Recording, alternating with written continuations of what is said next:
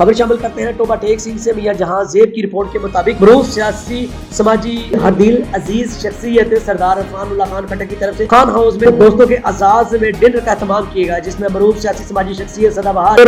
چودھری خالد سردار مسلم league نون کے ضلعی نائب صدر سابقہ ناظم میاں تنویر انور، بزرگ مسلم لیگی رہنما چودھری طارق پرویز عادل سفید پوش، سرپرست اعلیٰ بیل گاڑی ایسوسی ایشن رجسٹرڈ پنجاب چودھری محمد اسد علی بھولا، معروف ذمہ دار سابقہ نائب ناظم ملک عبد الرؤف برطانیہ کے، معروف بزنس مین چودھری اسلم ولی، سٹی کونسلر حافظ محمد عبید، معروف بزنس مین چودھری عبدالحمید صدر پریس کلب و ممبر امن کمیٹی پیر محل چودھری محمد سرور انجم ضلعی صدر شعبہ بغات، چودھری عمیر ایوب، چودھری راحل تنویر نمبردار، معروف فارمر چودھری عبدالرزاق گجر، چودھری شرافت باجوہ، معروف businessman Ajad Akbar Khan Khattak, senior صحافی افتخار احمد ڈوگر، صحافی انجینئر محمد سفیر، معروف